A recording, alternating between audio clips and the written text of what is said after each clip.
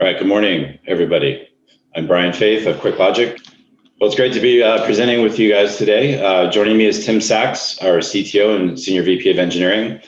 And our session today is around the Arnold test chip that Davide was talking about with the core earlier and Rick was alluding to, and also a proposed Core 5 MCU project proposal.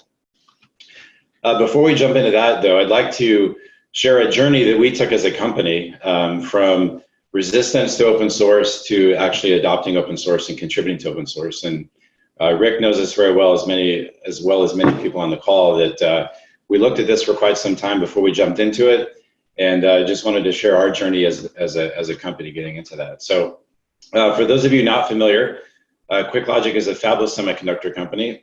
We've actually been adapting to more of a platform company over the last couple of years through the use of programmable logic, integration of hard IP cores, and the acquisition of a software company called Sensimal that is an AI software platform. And we are focused a lot on battery-powered, low-power systems, as you can see there, hearables, wearables, consumer electronics, smartphones, etc.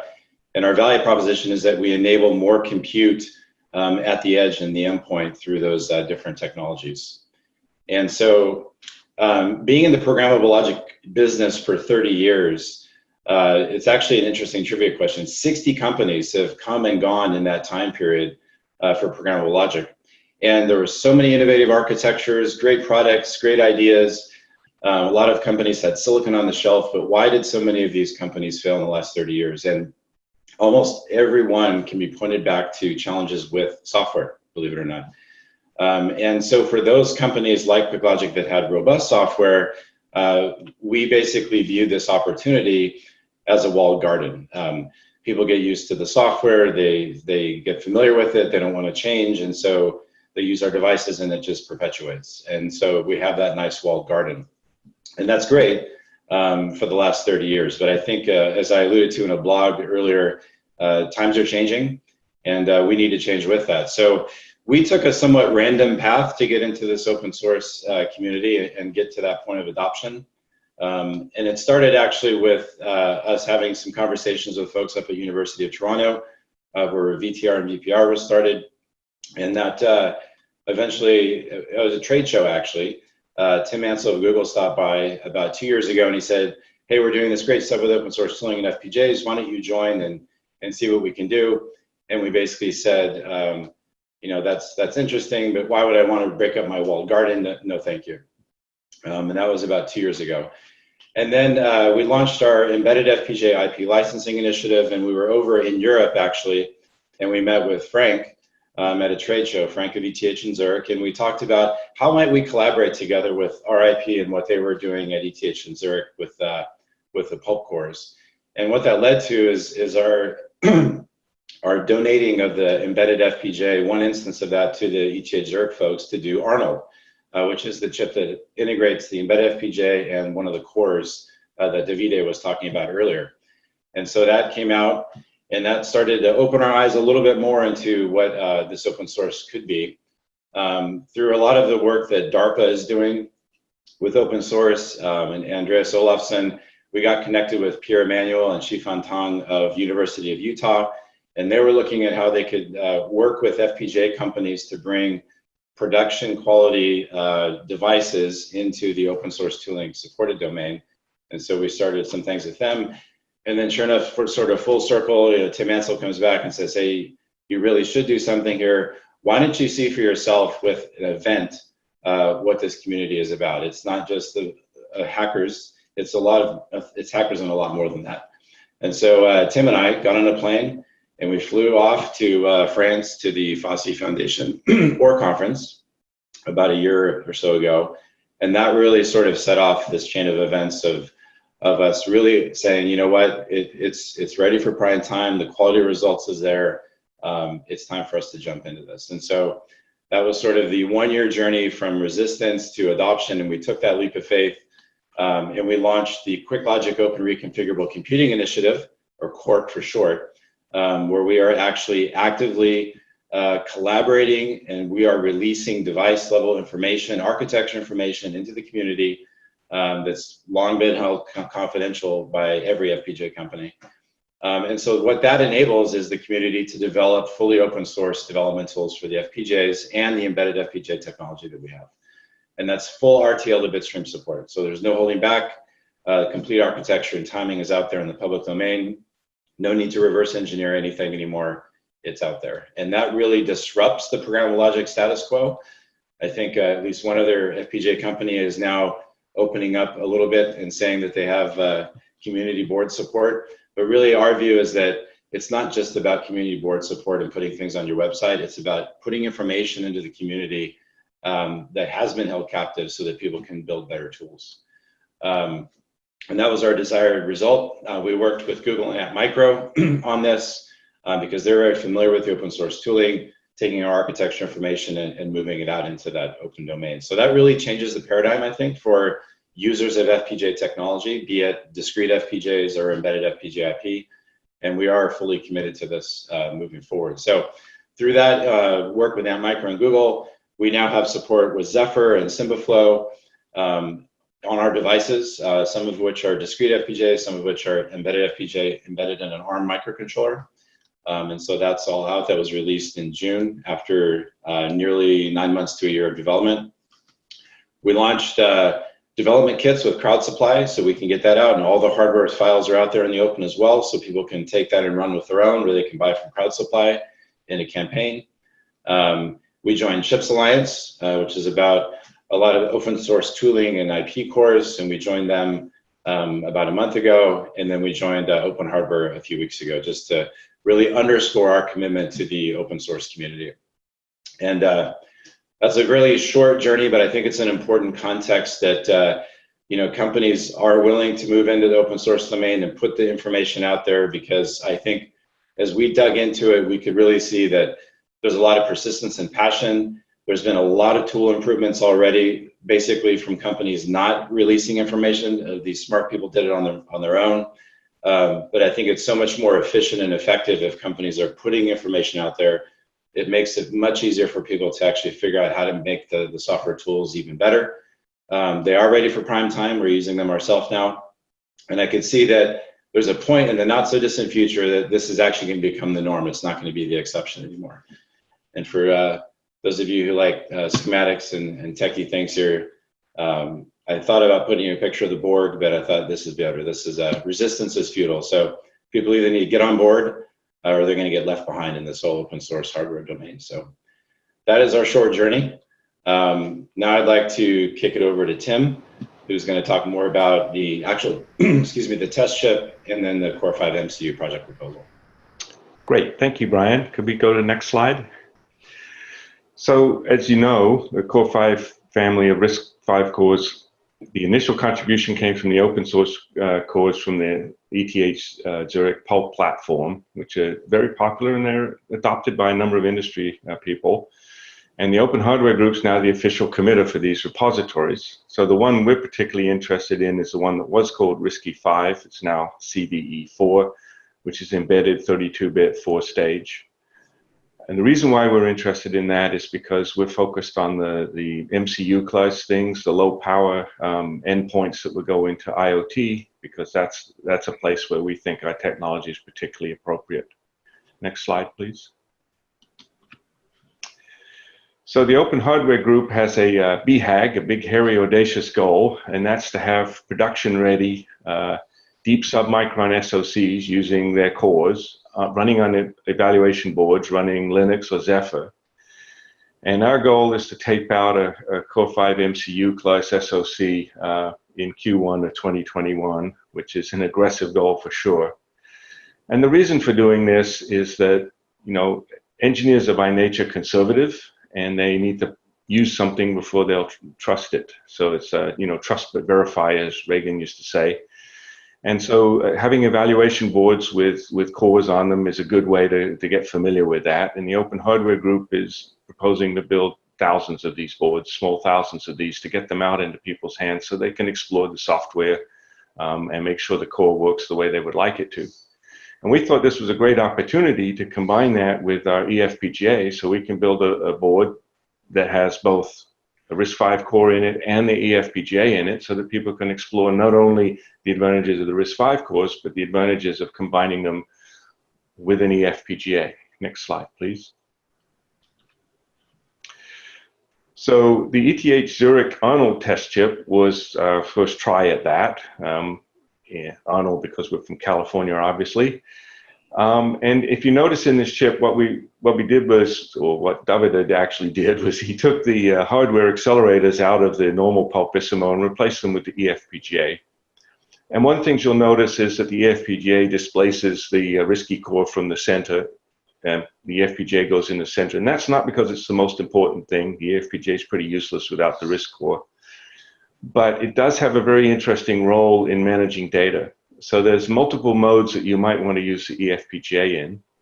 So one mode is what Jonathan Rose up at Toronto calls bump in the wire mode. So data might be coming in from a peripheral. It might get run through the eFPGA and manipulated and prepared for use inside the RISC core. So examples of that we've done in the past is we bring in audio data and we might do digital filtering on it to change it from 16 kilohertz to 48 or the other way around. And there's, of course, reverse bump in the wire where data is going from the RISC core through the eFPGA and out to the peripherals. And that could be another example in audio world is decimation. Another use for the eFPGA is very direct control over high-performance peripherals. So if you're trying to do something that requires sort of microsecond timing, it's possible to do that with a RISC core. It's much easier to do that with a little piece of hardware. So for things like stepper motors and so on, that's a very useful capability to have. And then, of course, the mode everybody thinks about is using the eFPGA as an accelerator. And for that mode, the pulpissimo is perfect since they were thinking about accelerators from the first place. So with the nice big bandwidth into the tightly coupled data memory, and with our Mac cores available to it, we can do some very interesting things in terms of acceleration using combination of the eFPGA and then the RISC core for data management. And the reason why you want a RISC core in this environment is because there's an awful lot of processing that you have to do that's really not convenient to put in FPGA. FPGA is very good for the core loop, but not for the more general thing. So next slide. So Arnold was a heterogeneous, so RISC-V processor and the eFPGA. It had 512 kilobytes of onboard memory. It's got a set of I/O peripherals with access to the micro DMA. And then as we talk about direct connection I/O, shared memory, I/O filtering, and configure control to and from the system. So the benefits are really an energy efficient architecture. So you can do partitioning between software and hardware. In the system terms, you'd have lower unit costs in discrete MCU versus discrete FPGA implementations. Plus, you get a lot more bandwidth between the CPU and the FPGA. One of the nice things about having eFPGA, of course, is you can do over-the-air hardware upgrades. So if you have something out in the field, you can upgrade it in the future with hardware and lower NRE versus spinning the ASIC for each derivative. And there's a nice paper here written by Davide that you've got the reference to, which goes through and shows you how it can be low power, but energy efficiency is the thing it really does well at. So just talking about system partitioning again in low power computing, our view of a lot of these IoT things, we use wearable computing MCU here, is that you'll have a processor, memory, common peripherals. Processor, of course, coming from the open hardware group. You'll have an eFPGA and then probably some application-specific peripherals. We think this test chip will give you all of the pieces except for the application-specific peripherals. Just to remind everybody, of course, software is the most flexible way to implement any function. However, it might not fit in the available compute capability. So one of the examples we've done recently is we've taken a part of TensorFlow for image processing, and we've put the accelerators in the eFPGA for some of the commonly used algorithms. And we find we can get like 9 times more performance than we could get from the RISC-V alone, and at roughly the same power. So 9 times better energy efficiency, which ties back into the AI inferencing required in the power budget. So this lets us achieve more performance. You could do it with a really big CPU, but with the small CPU and small FPGA, you can get the same kind of performance at a much lower power budget. So the proposed test chip. We're announcing it now. It's going to be real-time operating system, Zephyr capable CPU, should run at about 600 megahertz, we believe. It'll have the embedded FPGA for hardware accelerators. It'll have multiple low power interfaces, so SPI, GPIO, that kind of thing for connecting the sensor modules. So the idea isn't to build this the most feature-rich thing. The idea is to put it on a board and then use these other peripherals to connect to the kind of things you'd want to connect to, like radios and so on, because the purpose of this chip is really to let people explore the RISC-V core and how it works and how it can interact with an eFPGA in a beneficial way. So we don't know what kind of peripherals people are going to want to play with. No point in spending the time building them and putting them into the chip. Just get on with getting the chip out. And this will be built just like Arnold on the 22FDX with the Global Foundries process. From our perspective, this is an almost ideal process for IoT, low power, energy efficient devices, especially with the biasing, because you can bias for performance or power. And that gives you an option of dynamically switching from sleeping to waking up, running first, and back to sleeping. So we're really excited to be doing this with Global Foundries, and we're glad to have their participation in this project. So that's all I have on this. Thank you. Thanks, Tim. So that concludes the presentation, our journey into the open source community, the Arnold test chip, and then the proposal for the Core 5 MCU SoC that I believe Rick can elaborate on a little bit as well. Yeah, sure. Thanks, thanks, guys. We actually have a couple of questions came into me. Not people text me directly for whatever reason, but I guess it's good to have friends. And I know that in your backup slides you've got some other content around different use cases and so on. So I'm wondering, Tim, if you can, because one of the questions that came in was, how else would I be able to use this embedded FPGA fabric? This sounds interesting, and what else could I be able to use it for? So since you have the backup slides, why don't you go through those?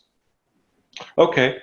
So as I mentioned, we see actually multiple uses. So one use is acceleration, offloading things when the CPU doesn't run fast enough. And the reason why it's a good idea to put that on eFPGA is because with a normal CPU architecture, you're driving the memory pretty hard, reading the instructions out of it, whereas the eFPGA, you just build everything into the state machine, which is the example I have here. So that's why you get better energy efficiency out of doing this. So functions we've used before are DSP functions, such as filters, which are part of many edge applications such as audio signal processing and voice recognition.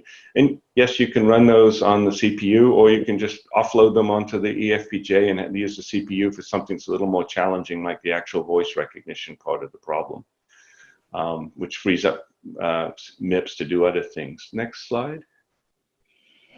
Another common case is I/O expansion. So the little boxes at the top talk about the three things actually we think about for eFPGA. There's computational efficiency, precise timing, and offloading kind of functions.